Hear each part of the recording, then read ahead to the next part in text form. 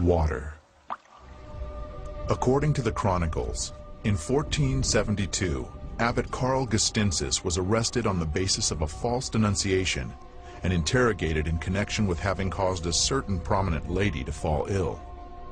While he was being held in a dungeon, the abbot was given only a crust of stale bread every day, along with a dipper of rotten, stinking water.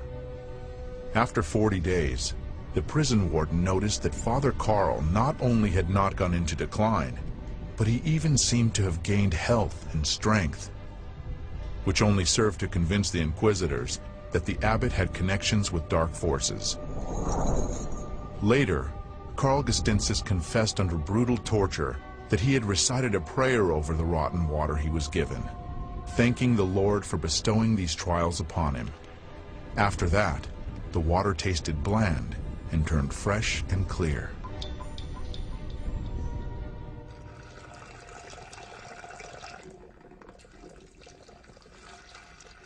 We have two containers of emulsified crude oil, which is a byproduct of oil production, a stable combination of water and oil, which remain bound in this state for years. The test sample is irradiated. The element will treat one container for 7 days, making the water molecules lessen their contact with the oil molecules. After 4 days, we compare the test sample and the control. The water has separated from the oil. At the boundary between the water and oil phases, there are crater-like formations. This means that the separation process is continuing. The fields we use to influence the water are comparable in intensity with the electromagnetic field of the human heart. On the 7th day of treatment, the experiment is finished. The water has completely separated from the oil.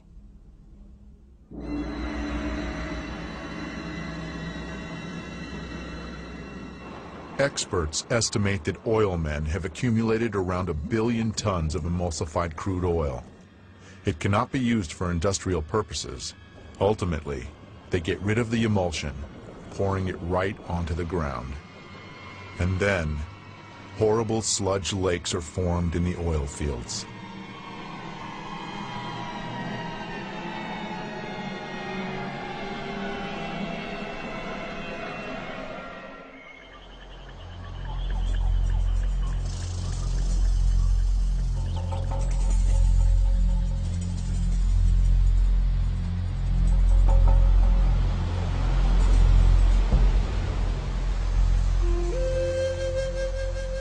In the language of the Pemon Indian tribe in Venezuela, Roraima is translated as the mother of all waters. A group of Russian biophysicists set out for this destination in January 2005 to collect a unique sample of water, which scientists say has never been in direct contact with human beings. Such water exists in only one place on Earth, in Venezuela.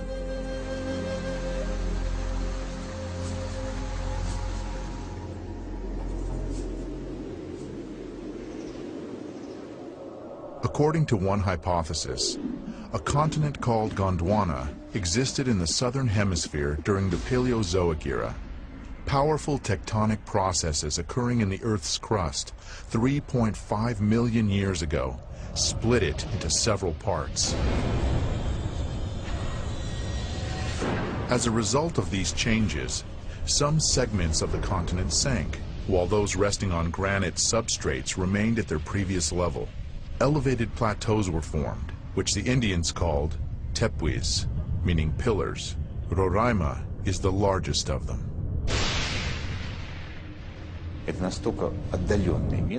It's a really remote place, very hard to get to. 3 days of travel through the savannah and then the jungles. Then you climb an 800-meter wall. It takes a certain amount of enthusiasm. Therefore, we can say that the water we have there is in a unique, virgin state.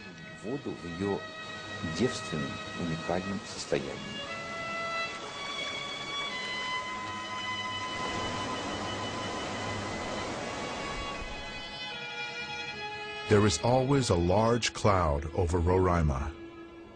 As evening approaches, a light haze appears. When the moon comes out from behind the mountains, the mist begins to glow with an even blue light. And in that light, it is visible how fine droplets of moisture are hanging in the still air. The slightest breath of a breeze, and this watery dust forms into drops.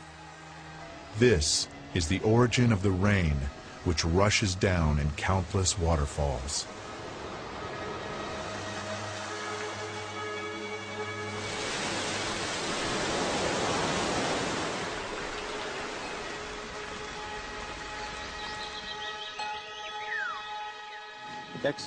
So today is January 30th, 2005. Water collection number 16. Then we shall pack it all up in foil, and in this form this water will hold its energy for several days with the air of these places. Then we'll arrive in St. Petersburg, and we'll calmly carry out our laboratory analysis several thousand miles away, and only then will we be able to draw any conclusions.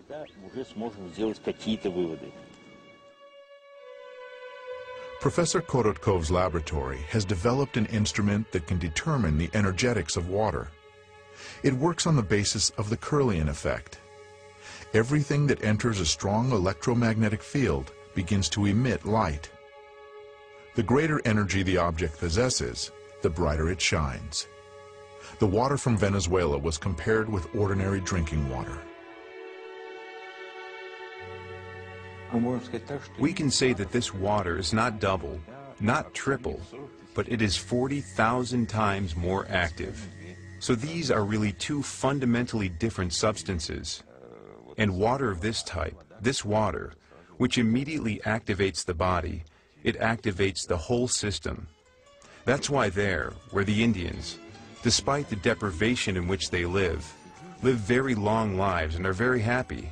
They absolutely do not want civilization to come to them.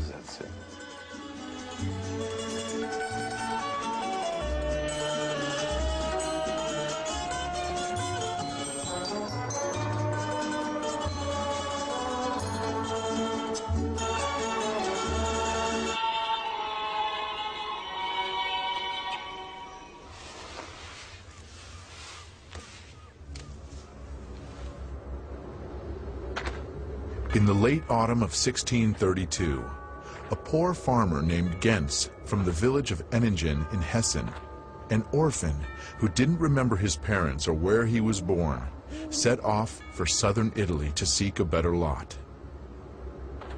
His route ran through the city of Waldshut am Rhein in the eparchy of Constance. Suddenly, Gens was literally stabbed by the feeling that these places were very directly related to him. It was as if the shepherd's legs led him where he should go, which was into a grove.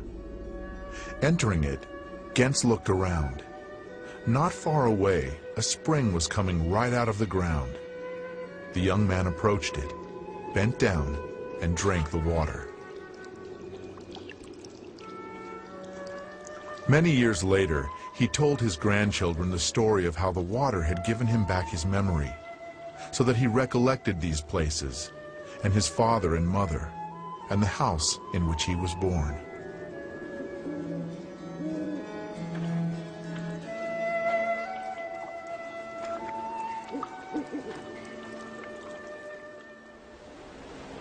Modern science maintains that the water structure of each person's body is identical to the structure of the water in the place where they were born. Therefore, our internal connection to our place of birth is preserved throughout our life. And that means that the concept of homeland has not only a lofty poetical meaning, but also a quite specific physical content.